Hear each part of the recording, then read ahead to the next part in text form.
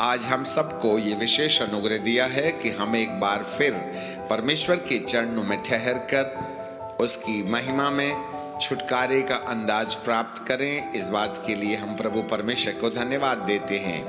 आज अपने जीवन के चिंतन और मनन के लिए भविष्यवाणियों के द्वारा प्रकट परमेश्वर के वचन दूसरा राजा की किताब और उसका 12वां अध्याय, इस पर हम चिंतन करेंगे।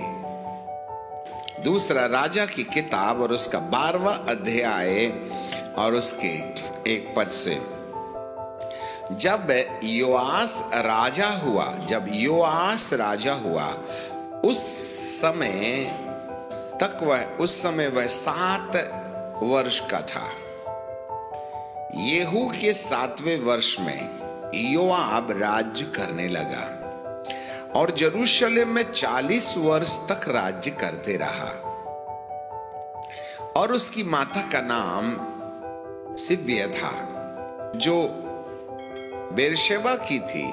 और जब तक यहोयादाक याजक योआस को शिक्षा देते रहा, तब तक वह वही करता रहा जो यहोवा की दृष्टि में ठीक है।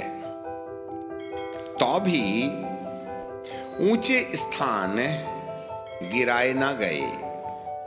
प्रजा के लोग तब भी ऊंचे स्थान में बलि चढ़ाते हुए धूप जलाते रहे। अब यहां पर परमेश्वर का वचन हमें कुछ ऐसे बोलता है। योआस राजा हुआ और जब वह राजा हुआ तो 7 वर्ष का था। अब ये बालक ही था, तब परमेश्वर ने उसको राजकीय पद दिया। येहू के 7वें वर्ष तक योआस राज्य करने लगा। यरूशलेम में इसकी जो गद्दी थी वो 40 साल तक बरकरार रही। 40 years he was ruling over the people of Israel। और उसकी माता और पिता का जो भी है।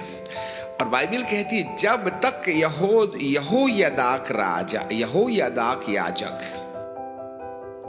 अब यहोयादाक नाम का जो एक याजक है वो योआस को शिक्षा देता रहा। अब जरा देखिएगा, तब तक वह वही काम करता था जो यहोवा की दृष्टि में ठीक था। अब एक बात बताइए, एक व्यक्ति यहोवा की दृष्टि में जो भी ठीक है, ये वाली काम कब करेगा? जब वह यहोयादाक याजक की शिक्षा को सुनेगा और यहोयादाक याजक की शिक्षा पर चलेगा। क्योंकि जो यहोयादाक है वह योआस को जो शिक्षा देता था उसका संबंध उसकी दिनचर्या से था। आज बहुत से लोग हैं यहां पर जो सिर्फ एक दूसरे की बुराई करते रहते हैं, एक दूसरे से खफा हैं, एक दूसरे पर छींटा कसी करते रहते हैं। मेरी उससे नहीं पड़ती, मेरी उससे नहीं पड़ती। आपको मालूम होवे आज बहुत से ऊंचे स्थान हैं जिनको गिराया नहीं गया। बहुत सी ऐसी चीजें आज भी विश्वासियों के जीवन के अंदर पाई जाती हैं जिसके परिणाम स्वरूप हमारी दिनचर्या को, हमारे जीवन काल को नुकसान पहुंचता है। यहोयादाक याजक की शिक्षाएं यहोआस को किस विषय में शिक्षित कर रही थी? जो कुछ यहोवा की दृष्टि में है, जो ठीक है, वही वह करता रहा।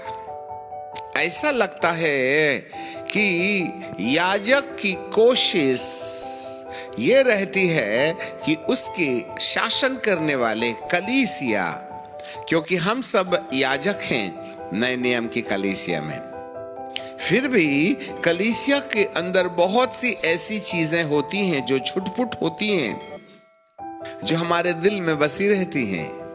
Unforgiving heart. एक नबी ने एक बात कहा और वो ये था, और बीते दिनों में अचानक हमको अभिषेक की प्रार्थना के दौरान एक प्रकार का प्रकाश आया।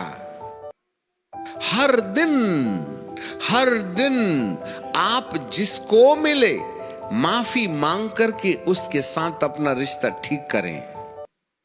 हम हर दिन रोटियां मांगते हैं, हर दिन हम आशीष मांगते हैं, हर दिन हम छुटकारे की गुहार लगाते हैं, परंतु आज जिस पड़ाव में कलीसिया खड़ी है, जिस समय में हम खड़े हैं, उस समय हर एक दिन हमको किसी न किसी से अपना रिश्ता ठीक करने के लिए माफी मांगने की आवश्यकता है।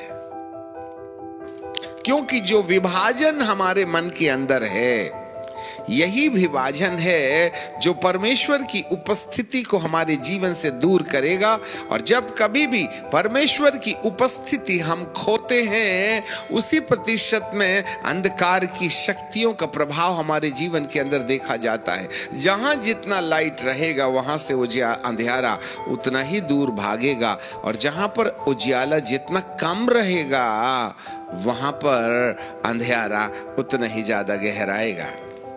अंधकार की शक्तियों का किसी भी व्यक्ति के अंदर में, तन में, मन में, धन में, परिवार में, व्यापार में नुकसान कराने का मतलब ही होता है कि हम कहीं ना कहीं प्रभु की उपस्थिति को खो रहे हैं। We are losing the presence of God. That's why the demonic influences is so strong.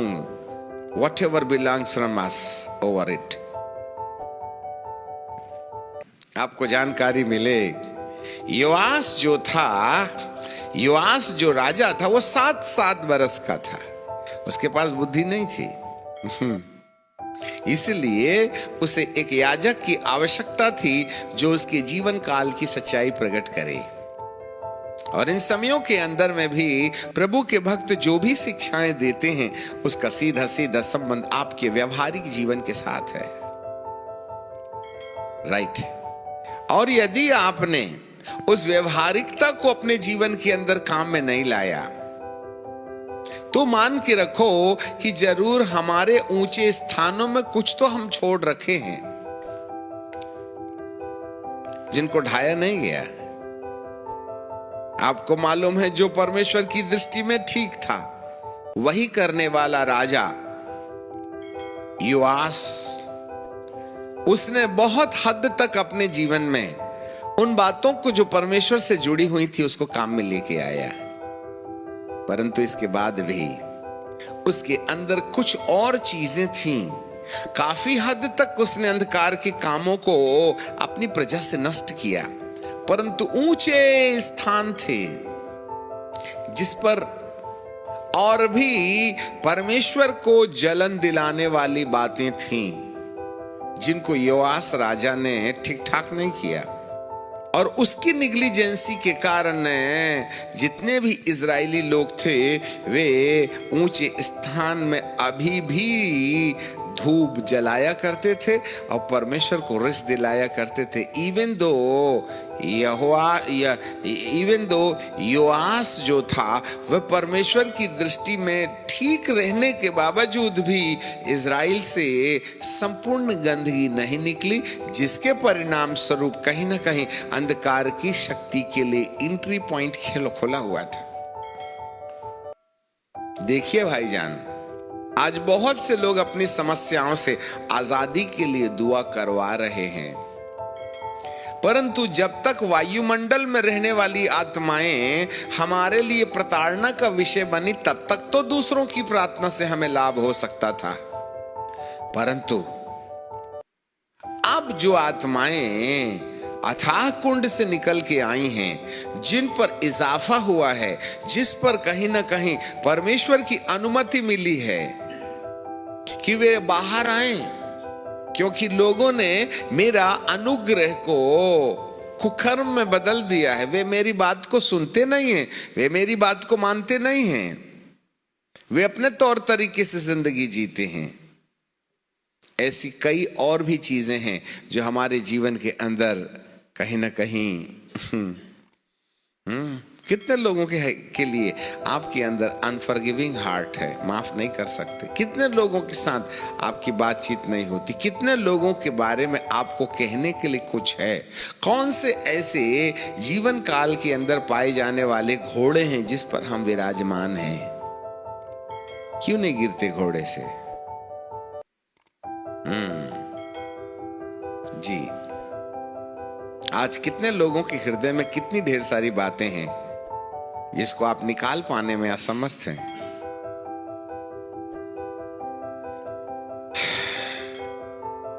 एक नबी हमें कहता है, मेरे मन में यदि किसी दूसरे के लिए है, मेरे मन में यदि किसी दूसरे के लिए है तो मैं अपना मन ठीक कर सकता हूं, परंतु यदि दूसरे के मन में मेरे लिए है तो बाइबल कहती मैं तेरी प्रार्थना नहीं सुनूंगा।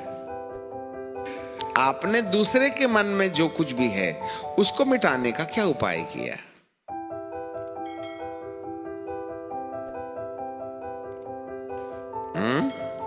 आपने दूसरा तुमसे बिगड़ा है, उसके लिए हमने क्या किया? मैं तेरी प्रार्थना नहीं सुनूंगा। इसलिए बोलते बोलते अभिषेक की प्रार्थना में एक बात आई, ये समय है कि हम दूसरे के मन के अंदर से अपने प्रति ठीक ठाक कैसे कर सकते हैं। How we can repair the relationship in the mind. जो दूसरे हैं उनको हम कैसे ठीक कर सकते हैं। एक बात याद रखना, यदि उन्होंने तुम्हें माफ नहीं किया, यदि उनको तुम्हारे प्रति सद्भावना और प्रेम नहीं जागा तो आपकी प्रार्थना ब्लॉक हो जाती है। दुआ कराने का कोई अर्थ ही नहीं है।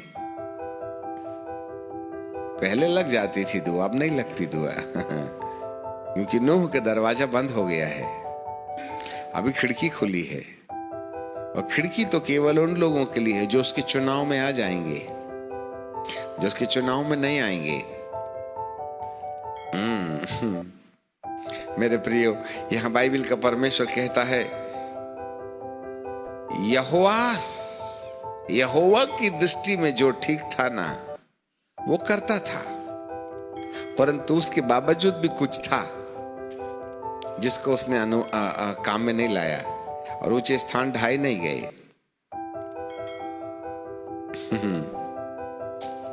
Hallelujah, praise the Lord. इससे ऐसे पता चलता है कि जरूर कहीं ना कहीं परमेश्वर हमारे साथ व्यवहार करने में दिलचस्पी रखता है। मेरे प्रियो, आज हर एक व्यक्ति को दुआ करने से पहले अपने जीवन के अंदर पाई जाने वाली समस्याओं को, उससे आजादी पाने से पहले हमको ये सोचना पड़ेगा कि हम दूसरे व्यक्ति के मन में यदि हमारे लिए कोई है उसके लिए क्या उपाय कर सकते हैं। अरे फाड़ने वाला, सामने वाला मेरे को माफ करने के लिए बोलेगा तो मैं माफ कर दूंगा। ना ना ना ना, वो तो माफ नहीं कर सकता। आप उसको माफी करने के लिए तो बातें भूल जाओ। आप उसके मन से बात कैसे निकाल सकते हो आपके प्रति जो ख्याल है नकारात्मक सामने वाले के लिए। You cannot save yourself if you are not maintaining the right relationship with others. आपके मन का आप निकाल लीजिएगा, पर दूसरों के मन को कैसे निकालेंगे? इसका मतलब है दुआओं से सामने वाले का मन ठीक नहीं होगा। आपको हरकत करना पड़ेगा, आपको उनके पास जाना पड़ेगा। उनके मन से इस बात को आप कैसे निकाल सकते हैं, उसका क्या उपाय हो सकता है? I do not know how I can. मैं कैसे करूं, नहीं आ रहा समझ में। मैं तुम्हारी नहीं सुनूंगा। अब आखिरी बात, नहीं सुनता ही नहीं मैं। सामने वाले का मन तुम्हारे लिए ठीक नहीं है, मैं सुनता ही नहीं। तुम्हारा तो ठीक है कि तुम ठीक कर लोगे, पर तो सामने वाले का ठीक नहीं तो क्या करिएगा?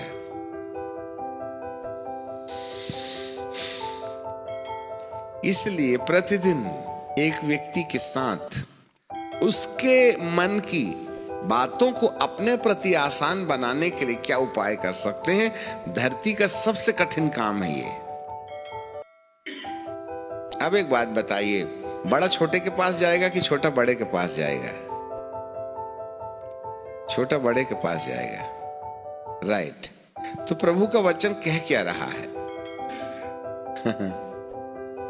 प्रभु का वचन कह क्या रहा है? प्रभु का वचन ये कह रहा है कि यदि तेरे भाई के मन में कोई विरोध हो तो जाके मिल, तब ना भेंट चढ़ाने में कोई दम है। और यदि तेरे भाई के मन की बातें तूने ठीक नहीं किया तो मैं तेरी प्रार्थना नहीं सुनूंगा ना। ठीक है, देख ही लेना हम मत्ती की किताब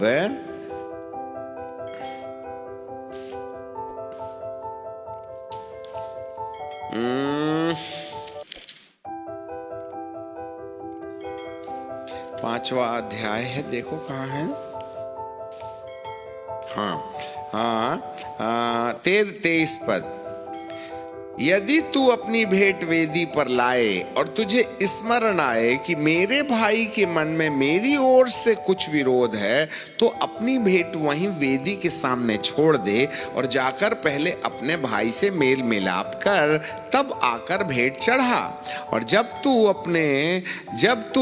अपने मुद्दाई के साथ में मार्ग में है, तभी उसके साथ झटपट मेल कर ले। ऐसा ना हो कि मुद्दाई तुझे हाकिम को सौंपे और हाकिम तुझे सिपाही को दे दे और तू बंदी गृह में डाला जाए।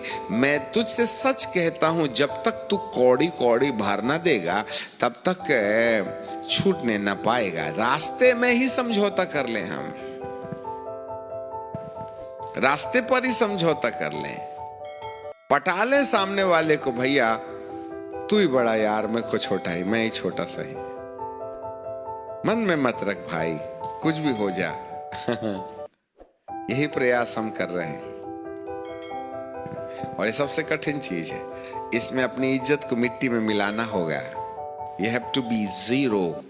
अपने आप को जमीन में फेंके हुए पानी की तरह डालना होगा।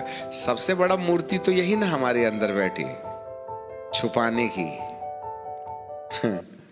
हाँ, क्या क्या भूकंप लेके बैठे, क्या क्या शिकायत लेके बैठे।